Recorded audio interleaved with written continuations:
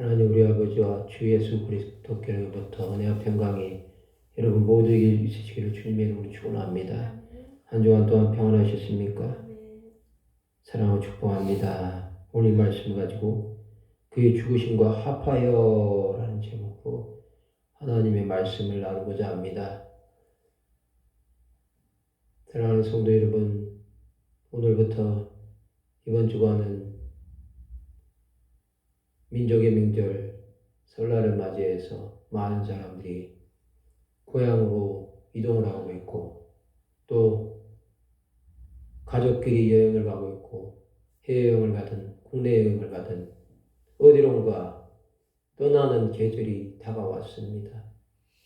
이 땅을 살아온 우리는 세상에 살고 있지만 항상 어딘가는 떠나야 된다는 생각을 하면서 사는 것이 사람들이 살아가는 모습이라고 볼 수 있습니다. 우리는 하나님으로부터 이 땅에 보내심을 받아서 이곳에 서 있고, 예수를 믿는 사람들은 신앙생활을 통해서 하나님께서 각자에게 맡겨주신 가정에서 하나님 나라를 위해서 살라는 사명을 부어주셨습니다. 그럼에도 불구하고 이 땅에 아직도 우상의 문화가 사라지지 않는 것은 그리스도인들이 그리스도인답게 살지 못하는 그러한 연약한 삶의 모습을 바라보는 세상 사람들을 감당하지 못해서 벌어진 일이라고 밖에 볼 수 없습니다. 만약에 예수를 믿는 자들이 올바로 신앙생활하고 우상을 숭배하지 않는다고 할지라도 그들이 보기에 정말로 바른 가치관과 하나님의 사람답게 예수 그리스도를 전하면서 하나님의 나라의 영광을 위해 죽어가는 영혼들을 위해, 병든 영혼들을 위해, 상처받은 영혼들을 위해, 억울한 자들을 위해 정말로 자신의 몸을 아끼지 아니하고 십자가에서 인류의 구원을 완성했던 예수 그리스도처럼 살았다고 한다면 과연 믿지 않는 자들이 예수 믿는 것을 거부했겠습니까? 우리가 그렇게 살지 못했기 때문에 이 땅에 우상의 문화들이 남아있고 무속의 신앙으로 점을 치지 않으면 불안해하고 무당을 찾아가서 구슬하지 않으면 가정에 우환이 온다고 생각하는 그러한 자들이 많이 줄었을 것입니다. 물론 여러분, 우상을 숭배하는 자들은 하나님을 찾지 않습니다만 그들 가운데도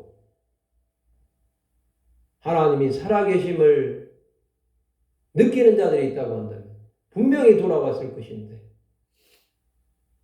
하나님께서 바라보시기에 교회를 다닌다고 하면서 23%나 되는 가난한 성도들이 나왔다는 것은 여러분 코로나라는 질병의 원인도 있겠지만 올바로 복음을 전하지 않은 결과라고밖에 우리는 판단하지 않을 수 없습니다.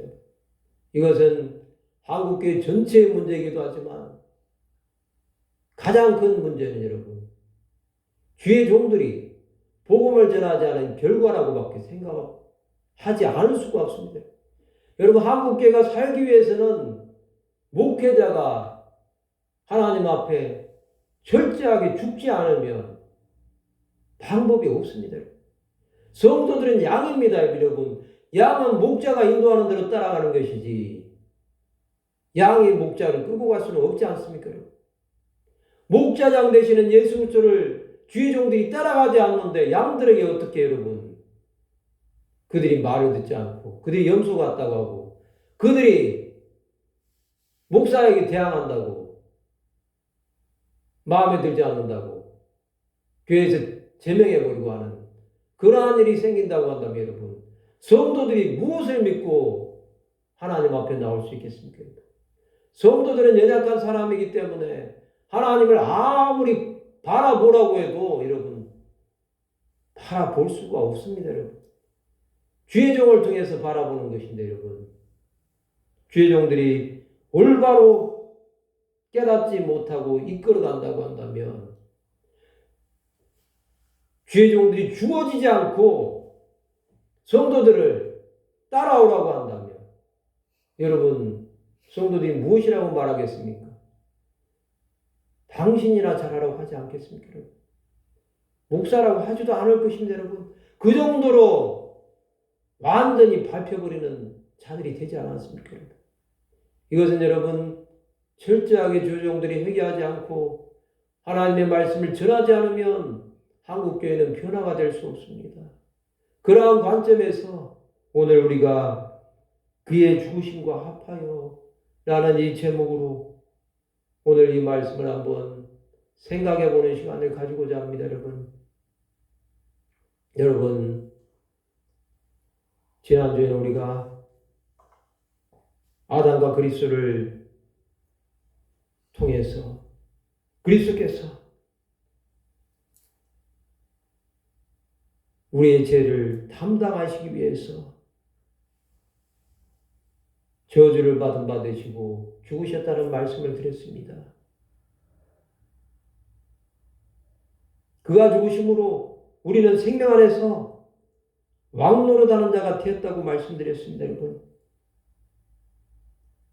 우리는 여러분 예수 그리스도를 통하지 않으면 세상에서 여러분 아무것도 할 수가 없습니다. 우리가 여러분 그의 죽으시고 합하여 산다고 한다면 어떻게 살아야 되는지는 오늘 로마서 6장 1절부터 5절에 나와 있는 말씀에 기록되어 있습니다. 첫 번째로 여러분 그의 죽으시고 합하여 살기 위해서는 여러분 1절에 있는 말씀처럼 그런데 우리가 무슨 말을 하리요? 은혜를 더하게 하려고 죄에 거하겠느냐는 이 말씀을 한번 생각해 봐야 되겠습니다. 은혜를 더하게 한다고 죄에 거하는 것. 이것은 여러분 있을 수가 없다는 이야기 아닙니까? 여러분 우리는 죄 가운데 살면 안 됩니다. 여러분. 죄에 대해서 사는 것은 여러분 예수 그리스도를 여러분 모독하는 것밖에 되지 않습니다. 우리는 여러분 우리의 죄를 위해서 십자가에서 죽으신 이 예수 그리스도를 위해서 살아야 된다는 것입니다. 그래서 여러분 첫 번째로 여러분 우리가 생각해 볼 수 있는 말씀은 여러분 죄에 거하지 말라는 것입니다. 율법은 여러분 죄를 생각나게 한다고 말씀드렸습니다. 그렇지만 여러분 은혜를 더하게 하려고 죄가 하는 것은 여러분 아직도 예습관인 율법에서 벗어나지 못한다는 것입니다. 우리는 여러분 철저히 죄를 떠나는 자가 되어야 된다는 사실을 분명하게 기억해야 되겠습니다.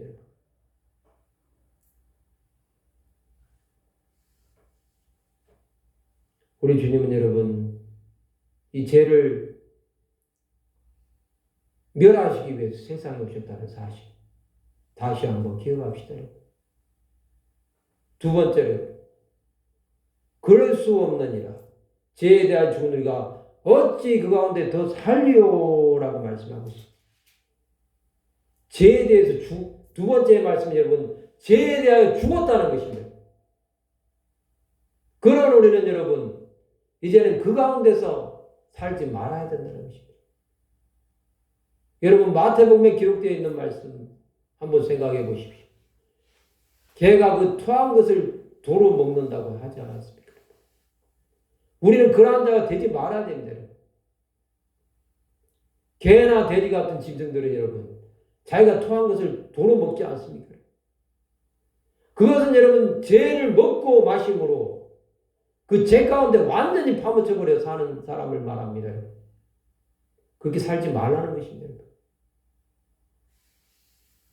성도들이 여러분 죄에 의해서 살게 될 때 여러분 믿지 않는 자들이 여러분 너나 잘하라고 너나 믿으라고 하지 신앙생활을 생각지도 않습니다. 여러분 그 가운데서 살지 말라는 것입니다.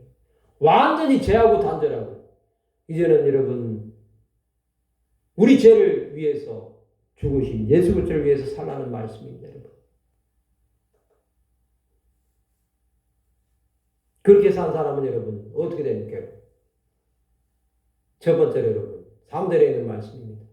무릇 그리스도 예수와 합하여 세례를 받은 우리는 그의 죽으심과 합하여 세례를 받은 줄을 알지 못하느냐고 말씀하고 있습니다.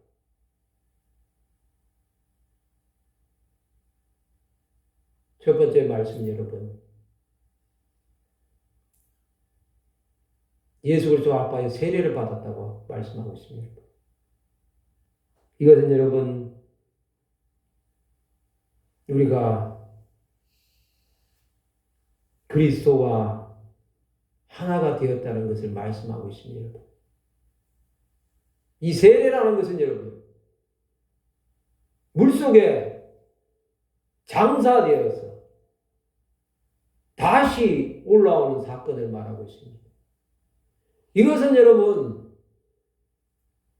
삶이 아닌 죽음을 말씀하고 있습니다.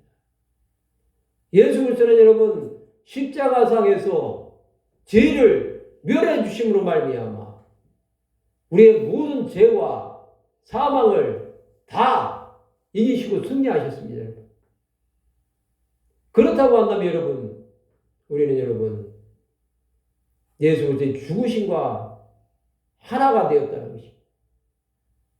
이것은 더 이상 죄인이 아니라는 것입니다. 그래서 세례가 중요한 것입니다. 세례를 받았기 때문에 여러분 우리는 여러분 하나님 나라에 참여할 수 있는 자격이 주어진 것입니다. 여러분 이 사건을 정말로 감사하게 생각합시다. 여러분 예수 그리스도 합한다는 것 그것은 여러분 그의 죽으심과 하나가 되어서 나도 옛사람이 완전히 죽고 새 사람으로 거듭난다는 것입니다. 아담의 원죄가 예수 그리스도를 믿음으로 말미암아 사함을 받았듯이 여러분 우리는 예수 그리스도와 함께 죽음으로 말미암아 이제는 더 이상 사탄이 우리를 주장하는 자가 아니라는 것을 확증해주는 사건이 세례입니다. 이 세례를 여러분 가슴 깊이 생각해 본다고 한다면 하나님께서 우리를 사랑하신 증거입니다. 얼마나 사랑하셨습니까 여러분. 예수 그리스도를 죽여서까지 우리를 살리셨다는 것입니다. 우리는 그것을 철저하게 믿어야 될 것입니다. 두 번째로 여러분 4절의 말씀입니다. 그러므로 우리가 그의 죽으심과 합하여 세례를 받음으로 그와 함께 장사되었나니 이는 아버지의 영광으로 말미암아 그리스도를 죽은 자 가운데 살리심과 같이 우리로 또한 새 생명 가운데서 행하게 하려 함이라 말씀하고 있습니다. 여러분 예수 그리스도의 죽으심과 합했던 우리는 세례를 받고 장사되었습니다. 그런 우리는 여러분 이제는 아버지의 영광으로 말미암아 그리스도를 죽은 자 가운데 살리신 것 같이 우리로 또한 새 생명 가운데 생하게 하려 함이라 말씀하고 있습니다. 두 번째는 여러분 새 생명 가운데 생하게 하려 하신다는 것입니다. 우리는 여러분 새 생명으로 다시 태어난 자가 되었습니다. 예수 그리스도 앞에 했던 바리새인의 지도자 니고데모처럼 거듭나게 되었다는 것입니다. 중생했다는 것입니다. 이 새 생명의 사건이 있어야만이 여러분 구원으로 가는 것입니다. 죽은 자 가운데서 살지 않으면 여러분 그것은 사망으로 끝나버립니다.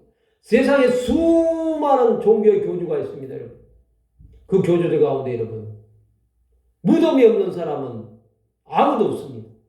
그들은 무덤을 신성시 여깁니다. 그러나 여러분 우리가 믿는 이 기독교 이것은 종교가 아니라 생명입니다. 다른 종교는 사망이지만 우리는 생명입니다. 유일하게 무덤이 없습니다. 예수 그리스도의 무덤은 빈 무덤입니다. 세마포가 객혀져 있는 이 무덤. 우리는 여러분 새 생명으로 다시 태어난 자가 되었다는 사실. 정말로 하나님 앞에 영광을 돌려야 된다는 것을 기억해야 되겠습니다. 마지막으로 5절에 보면 만일 우리가 그의 죽으심과 같은 모양으로 연합한 자가 되었으면 또한 그의 부활과 같은 모양으로 연합한 자도 되리라고 말씀하고 있습니다. 여러분 마지막으로 세 번째는 여러분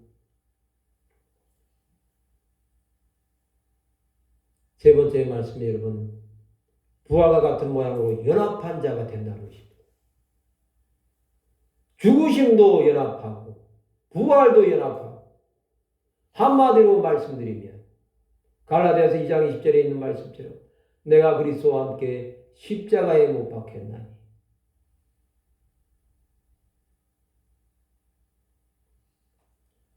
그리스도와 함께 십자가에 못 박힌 자가 된 것입니다. 여러분. 이제는 내가 사는 것이 아니에요. 오직 내 안에 그리스도께서 사신 것이다. 이제 내가 육체 가운데 사는 것은 나를 사랑하사 나를 위하여 죽으신 하나님의 아들을 믿는 믿음 안에서 사는 것이라는 이 말씀이 여러분 임한다는 것입니다. 예수 그리스도 안에서 여러분 부활된 모습으로 연합한 자가 된다는 것은 영광스러운 모습으로 다시 살아난다는 것입니다. 여러분 그리스도와 함께 죽고 그리스도와 함께 살아나십시오. 그것은 우리가 예수로 말미암아 사는 것입니다. 아무리 여러분 화려한 수식을 써도 예수 그리스도가 없으면 여러분 그것은 복음이 아닙니다. 여러분. 우리는 그것을 분명하게 알고 혹시라도 여러분들이 성도들 가운데 예수가 없는 복음을 전한다고 한다면 그에게 올바른 복음을 전하는 삶을 전하는 자가 되시기를 바랍니다. 여러분. 그렇다고 한다면 여러분 우리는 어떻게 살아야 되겠습니까? 여러분? 오늘 나온 말씀처럼 우리는 여러분 그리스도 안에서 살아가는 자가 되어야 되겠습니다. 세상에 있는 사람들처럼 똑같이 일상생활만 영위하다가 하나님의 은혜를 하나도 잊지 못하고 멸망으로 끝나버리는 인생들이 되지 맙시다. 여러분. 우리가 여러분 그리스도의 죽으심과 부활을 안다고 한다면 이것을 여러분 믿지 않는 자들이 전해야 되지 않겠습니까? 또한 교회 안에서도 예수를 모르고 그냥 믿기만 하면 구원받는다고 착각하는 자들에게도 이 복음을 전해줘야 되겠습니다. 그것이 우리의 사명이 되어야 됩니다. 그렇게 할 때 하나님은 우리가 그리스도와 함께 연합한 자가 되어 주하는 자들을 살리는데 여러분의 영혼을 드리는데 쓰임받는 귀한 하나님의 사람들이 되게 하실 것입니다. 그러한 은혜가 여러분 모두에게 있으시기를 기도합니다. 말씀을 마치고자 합니다. 우리는 여러분 그리스도와 함께 죽고 그리스도와 함께 다시 살아남으로 예수 그리스도의 세례에 참여한 자가 되고 예수로 말미암아 새 생명 가운데서 살아가는 귀한 하나님의 사람들 다 되어서 영원토록 예수와 그의 부활에 연합한 자가 되어 하나님께 영광을 돌리는 귀한 하나님의 사람들이 다 되시기를 주님의 이름으로 축원합니다. 기도하시겠습니다. 하나님 아버지, 내를 감사합니다.